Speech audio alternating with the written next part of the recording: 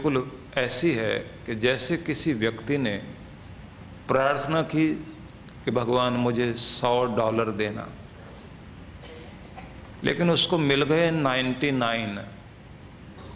वो जो एक कम था वो उसके दुख में डूब गया कि ये एक कम क्यों है, भगवान ने ये कम क्यों दिया। वो 99 जो मिले थे उन डॉलर्स के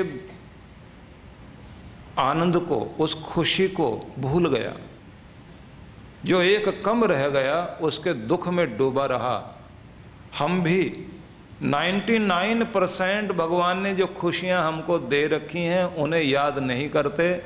जो एक कम रह गया उसका रोना रोते रहते हैं, भगवान ये क्यों, इसलिए हम दुखी रहते हैं। 99 खुशियां हमको मिल चुकी हैं, एक ही कम है, कोई एक कमी रहती है।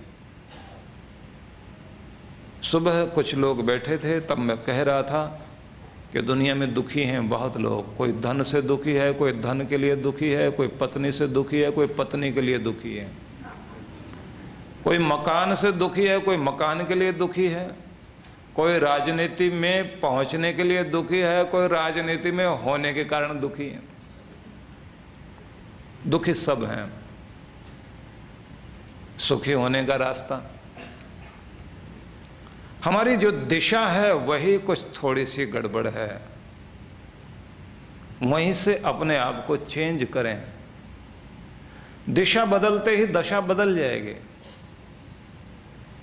हमारी जो डायरेक्शन है वो थोड़ी सी चेंज हो जाए, हम भगवान की तरफ से पीठ करके खड़े हैं, हम अपनी खुशी से पीठ करके खड़े हुए हैं।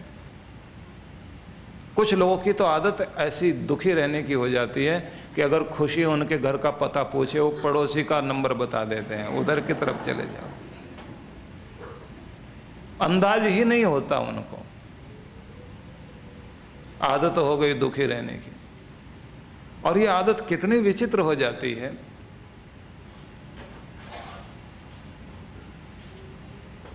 किसी व्यक्ति ने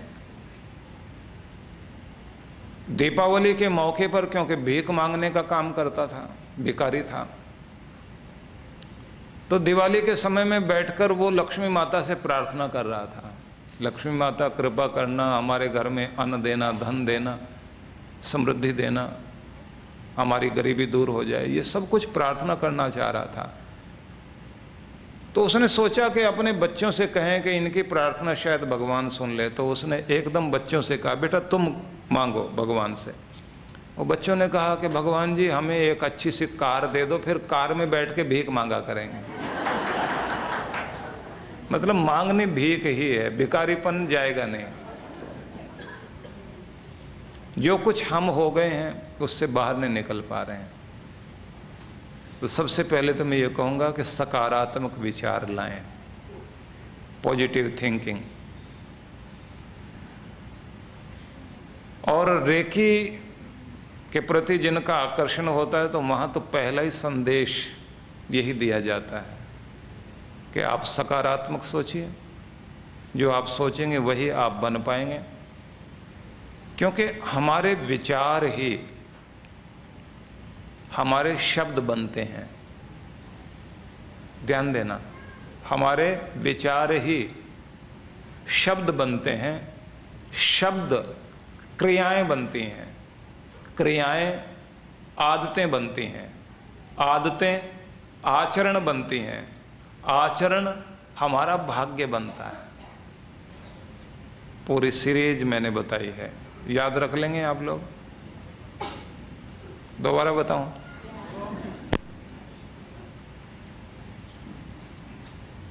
हमारे विचार जो थॉट्स हैं, ध्यान रखना, विचार मस्तिष्क में आ रहे होते हैं हर समय, अच्छे बुरे दोनों तरह के विचार आएंगे। तो जो गलत विचार हैं उन्हें अंदर मत आने दो, उन्हें बाहर रखो, उनके लिए वेलकम मत लिखो। घर के बाहर लिखा हुआ वेलकम, और अगर चोर आ जाए और आप कहें क्यों आ गए, तो वो कहेगा कि वेलकम लिखा हुआ था, आ गए। तो हमने लिखा भी नहीं हुआ है, वेलकम नहीं लिखा हुआ, फिर भी बुरे विचार अंदर आ रहे हैं। तो विचार शब्द बनते हैं, शब्द क्रियाएं बनती हैं, एक्शन। ध्यान रखना, विचार शब्द बन जाते हैं, शब्द क्रियाएं बनती हैं, क्रियाएं आदतें बनती हैं, आदतें आचरण बनती हैं, आचरण हमारा भाग्य बन जाता है, भाग्य फिर हमें सुखी दुखी करता है। तो कहां से शुरुआत करें? संभालने के लिए विचार को ही संभालना शुरू करें। और जब हम सत्संग में जाते हैं वहां सबसे पहले विचार शुद्धि होती है, विचार को ही पवित्र किया जाता है। और विचार पवित्र हो रहे हैं तो समझो हमारा भाग्य पवित्र हो रहा है, हमारी जिंदगी बदल रही है, हम अपने आप को ऊंचा उठा रहे हैं। और ये अवसर जब भी मिलता है, क्योंकि किसी भी महान पुरुष की शरण में जब हम जाते हैं तो उस सत्पुरुष का संग करने के लिए जाते हैं। एक शब्द आपने देखा होगा, हम किसी भी शब्द के साथ एक शब्द जोड़ लेते हैं, सत्य, सत्य। कर्म करो कैसे? सत्कर्म करो। आचरण करो कैसा? सदाचरण करो। विचार रखो लेकिन सद्विचार रखो। संग करो लेकिन कैसा? सत्संग करो। सत जोड़ते जा रहे हैं। हमारा पथ कौन सा होना चाहिए? कहते हैं सत पथ होना चाहिए।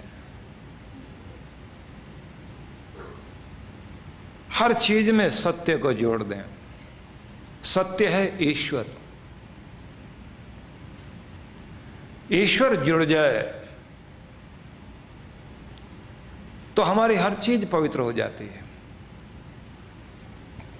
सत्य जो शाश्वत है, सदा रहता है। सत्य वह जो पवित्र है, जो कभी खत्म नहीं होगा, उससे हमारा मेल मिल जाए, हम उससे जुड़ जाएं, तो ये जिंदगी भी ऐसी बन जाती है कि जिसकी यादें हमेशा रह जाएं। कहते हैं कि एक व्यक्ति वो है कि जिसके मिलने से खुशी मिलती है, उसे सज्जन कहते हैं, सत्पुरुष कहते हैं। एक वो है कि जिसके मिलने से दुख मिलता है, उसे दुर्जन कहते हैं। सज्जन मिलेगा तो हंसाएगा, दुर्जन मिलेगा तो रुलाएगा। लेकिन ये दोनों भी कभी कभी रुलाते हैं। कब?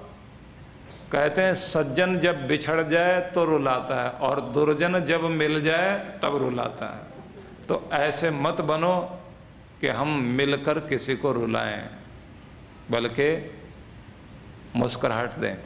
लेकिन कहते हैं दुर्जन भी कभी कभी हंसाता है। कहते हैं एक ही बार हंसाता है, जब दुनिया से विदाई लेता है। लोग कहते हैं बहुत अच्छा हुआ, बला टल गई, मुसीबत धरती से गई, धरती का बोझ हल्का हुआ। तो हमारे जाने के बाद लोग अगर ऐसा विचार रखें तो हमारा जीना सार्थक नहीं था। तो सबसे पहले विचार, और विचारों में भी सकारात्मक विचार, यह जिंदगी में सफल होने के लिए पहला पड़ाव है। फिर दूसरी बात है शुक्रगुजार होना, भगवान के प्रति धन्यवाद करते जाना कि तेरी बड़ी मेहरबानी है, तेरी बड़ी कृपा है, तूने बहुत कुछ दिया। जुनैद एक बहुत अच्छे संत हुए हैं, मिस्र में थे, इजिप्ट में थे। उनके पांव में चोट लगी तो उन्होंने पांव पर बहते हुए खून को देखकर आसमान की तरफ हाथ उठाया और कहा कि तेरा शुक्र है। तो बराबर में खड़े हुए उनके एक शिष्य ने पूछ लिया कि किस बात का शुक्र है? भगवान का धन्यवाद किस लिए कर रहे हो? इसलिए कर रहे हो